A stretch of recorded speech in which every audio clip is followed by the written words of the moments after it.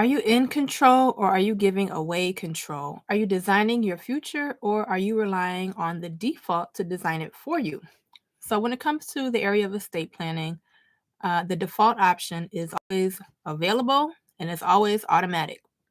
So, even if you think you're avoiding the obligation that you might feel for leaving the plan behind, or you just don't want to be bothered, you don't want to be involved in any administrative mess, you're still actually leaving something to sort through. And it can be much worse than if you had taken the time and effort to do it while you are still alive. And even worse than that, who are you leaving it to figure it all out? The people who come after you. You're supposed to be leaving them something to benefit from. But like we talked about last week, you can be leaving something that they'll be burdened by. And that includes leaving nothing, right, for them to just sort it all out through. But here today, we're going to be talking about how even in that situation, leaving no plan at all is not the plan you want to get into. It's not the plan you want to leave because, again, the default is always available and it's always automatic. Okay. And so, while leaving nothing behind, you might leave family and friends to scramble through it, trying to dictate your will without your input. There's another person who has a plan ready for you, and it's going to go into effect without any say so from you. And that's what we're going to be talking about today. That is the state, the government. So, we're going to talk about 3 ways how this can adversely impact you and how leaving behind no plan for these 3 reasons is why leaving no plan is the plan you don't want, okay? So, number 1, you're going to leverage your estate to the state. So, again, if you don't design your plan, there is one for you. The default plan will take over, and the default plan is set by the state, again, meaning the government. And I can speak on this as a licensed attorney. If you haven't watched any of my videos before, my name is Attorney Tina Patterson. I'm the principal attorney at Patterson Justice Council. We're headquartered in Detroit, Michigan. So I'm a licensed attorney in the state of Michigan. And I can speak for the state of Michigan's laws. But every state has its own laws about distributing property after death. Okay, and it's probably a similar process with different caveats and nuances. But every state has this process. You may know it as the probate process when you go to court to try to figure out what to do with stuff, what to do with what property after someone passes away. And at times, going with the probate process may seem okay enough. As we'll get into, there may be, some designations for people you wanted to leave stuff to anyway, so it's okay, right? And it may seem innocuous. It may seem, innocent enough, again, to start with. And then, again, that at least is going somewhere, right? But that's not always the case. So first of all, when it comes to government, the history of this country is full of conflict against the government, right? Full of conflict against the government when it comes to our personal freedoms, such as freedom of speech, freedom of religion, and our basic constitutional freedoms.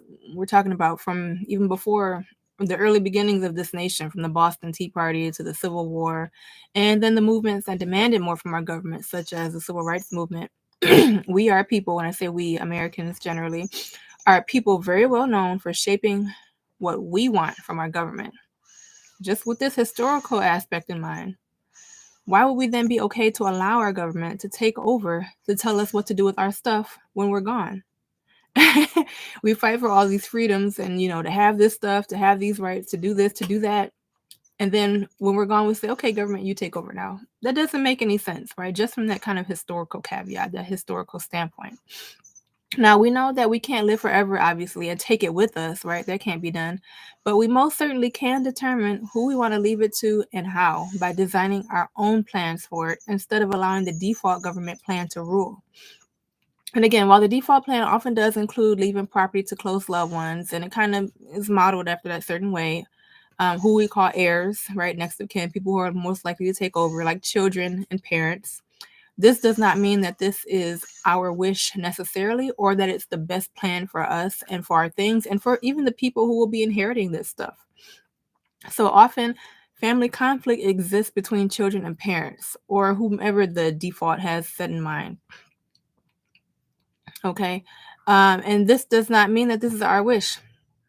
So when it comes to children and parents, or these family conflicts that we have in mind, this default plan is going to take over. So if there's that conflict existing, let's say mother and daughter were never on good terms, father and son, whoever it was, you're going to leave it to somebody that you're not even on good terms with. Is that what you want? Right? Just think about that. That's just from a conflict.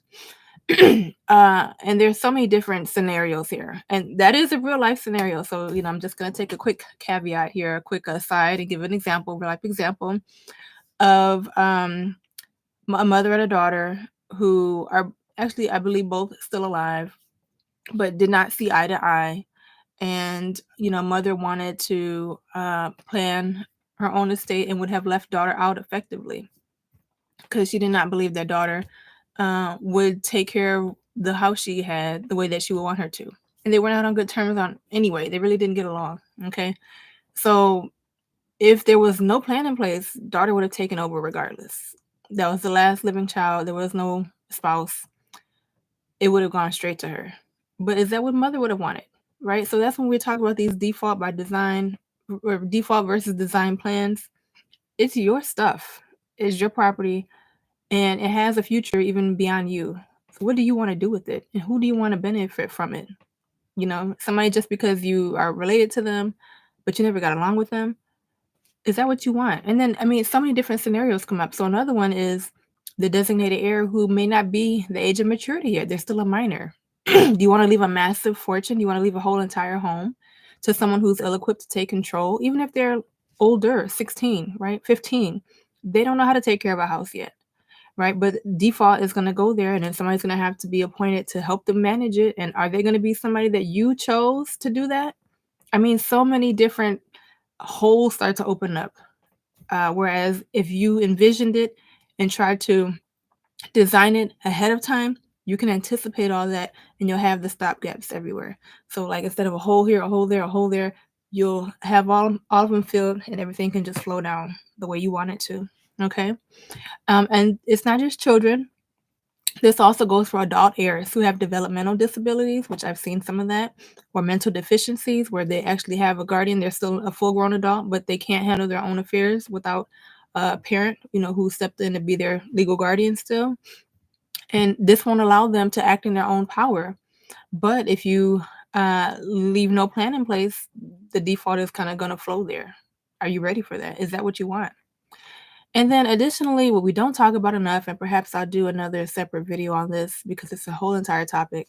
Many families deal with loved ones that have substance abuse issues, gambling problems, and many other very delicate, sensitive issues that would corrupt or impede their ability to take care of business and the maintenance of more responsibility.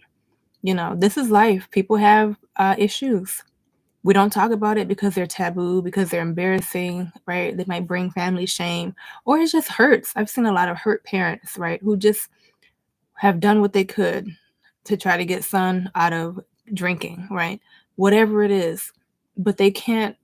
And ultimately, and I've had to do this with them, right, in planning for their affairs, they can't leave anything to that person because that person hasn't demonstrated the responsibility of being able to manage that because they have this problem that's impeding them from doing it. Doesn't mean that they don't want that person to get help, but they know that they can't leave something so significant to that person with this problem in between them. It just can't happen. But with the default plan, the heir will likely take over an entire estate and be left up to chance. Okay, and we'll talk about kind of what those defaults look like in the next caveat. But this is what happens when you're leveraging your estate to the state. It means you're letting them take control. And that's not what you want in these situations, which are very common and do happen. So don't gamble with your future in this sense. Having no plan can do you and your legacy for generations to come more harm than good. Take the time. Yes, it's going to take time.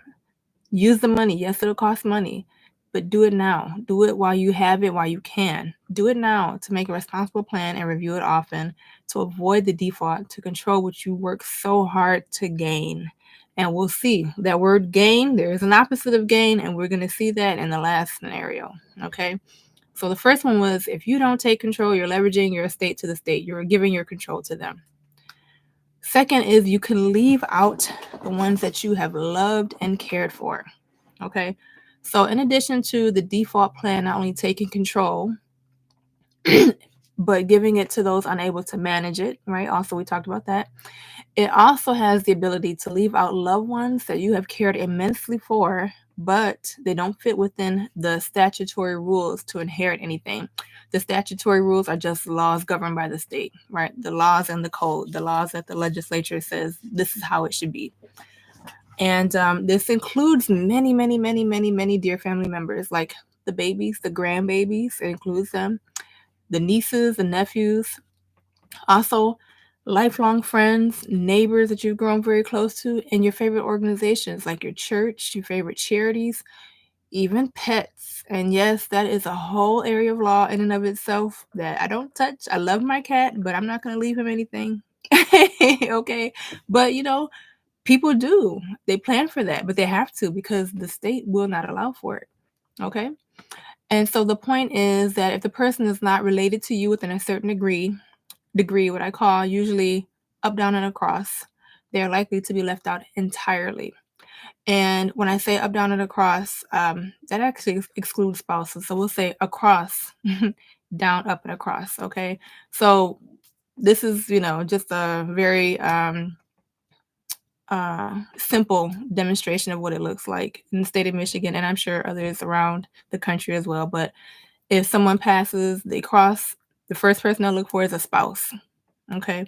No spouse, then they'll look down, are their children. Sometimes it goes even further down, are their grandchildren, but not always, because usually there's a child there and it'll stop. So across, spouse, down, child. No children, let's go up. Are their parents still alive? No parents, let's go back across. Are there siblings? So it's kind of, this cross that we're looking for. When it comes to grandchildren and nieces and nephews, they're all outside of that. So that's why they don't typically inherit, because it's not within the state plans. All right. So again, that's the kind of across, down, up, across. But if they're not in that, they're likely to be left out entirely, even if you did care for them and support them your entire life or their entire life. This specifically includes stepchildren. Stepchildren bear the brunt of it. They do not inherit according to state law here in Michigan and perhaps others as well. But if the step parent did not officially adopt stepchild as a child, they will not be included in step parent's estate. And I've seen cases here in Michigan where even though there was an agreement between all of the other parties, right, all the other people involved in the case, to distribute funds to stepdaughter, this was a case where stepfather had passed away. The judge ruled against that provision because stepchildren cannot inherit by law if they were never adopted. So there was a case in probate court. Stepfather passed away. His spouse was still alive. His stepdaughter was still alive. And he was owed a sum of money that had finally settled after his death. All of them agreed, this is how we're going to split the funds. Half is going to go to mom, right, which is spouse, and half is going to go to stepdaughter. And I don't remember if it was half and half, but there was a percentage to mom. I don't remember the exact percentage, but a percentage to mom / spouse and a percentage to stepdaughter. Judge said, no, we can't do that because stepdaughter can't inherit. It's not according to the law. Even though everybody else agreed, it's not legal. So you can't do that. Okay. And again, that's if the stepchild was never formally adopted. And this goes for other types of relationships as well. So such as grandchildren being raised by grandparents, but never formally adopted. Nieces and nephews raised by aunts and uncles, right? And all the children that may have grown up together in the same home, raised by the same parents, but if they're not legal, right, or official, if they never were legally or officially adopted, they get left with nothing. So that is what happens if you go with the default plan. In contrast, though, taking control and leaving a plan by design, by your design, does allow you to include those loved ones as equals so that the children don't feel left out, right? You raised me my whole life and now you leave me with nothing because I'm not legal, because I'm not official. But you can include them. You can make them official and legal. Your love can continue with your design, okay? And this also includes leaving things for close friends who become like sisters and brothers, who become a second family, to close neighbors who you relied upon during tough times. Also, organizations that you may have dedicated your life to or so much of your time to, such as churches and your favorite charities. It is not uncommon for churches to inherit homes. It happens all the time. A lot of churches even advertise for it, but it is not automatic. It has to be done with purpose, by design. And the default plan does not allow for this. So keep this in mind when thinking you'll get around to making that plan later on, because for too many, later on never comes. And this is when it ends up happening. Other people are affected, negatively impacted, because you failed to make that plan. All right, now the third reason why you don't want no plan to be your plan is because you can lose family properties for generations. Okay. Finally, the worst of the worst. This is the worst of the worst of what can happen when you don't take control and leave the plan to the default hands of the state. Okay. Everything will go back to them. Yes, it's true. If there are no heirs, no one has been identified, there's been no will, we've never been at probate court, nothing. There is an end game, and there is a final heir to the property, and that is the state. The legal term is escheat, and this means that the property will return or revert to the state. And once it's in their hands, you can lose it forever.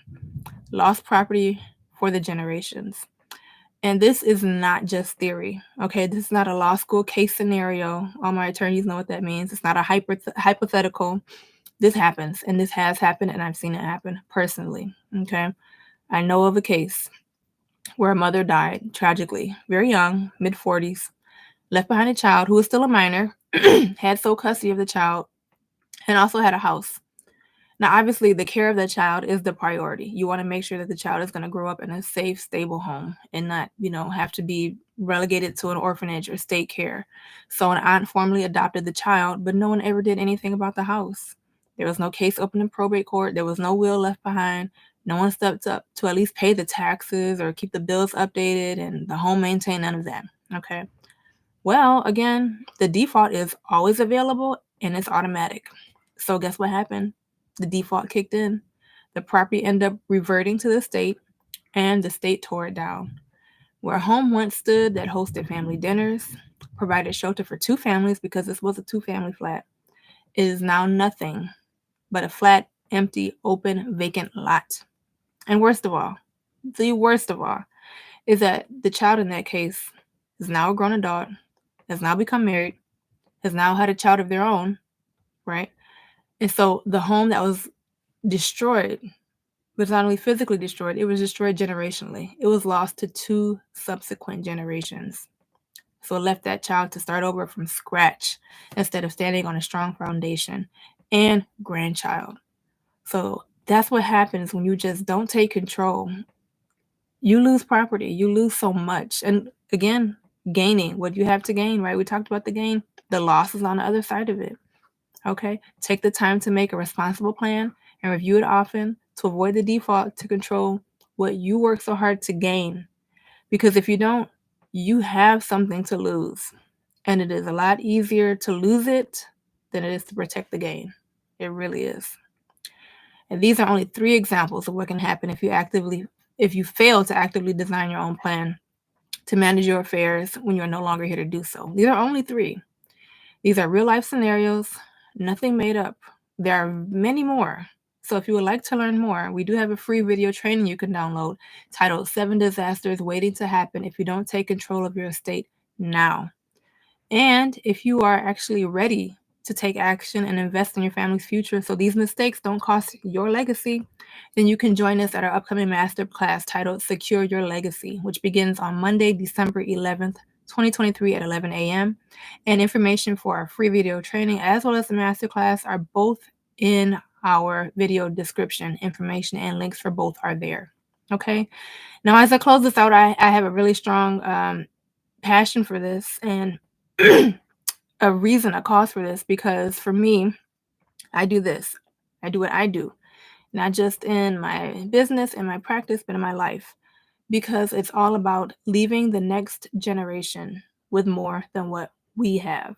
I benefited immensely from the gains of previous generations. It's my duty, it's my obligation, I feel, as a person, and obviously as a professional, to do that for the next generation. I can't sacrifice what they gave me now so that nobody else can benefit from it. I have to keep building on it.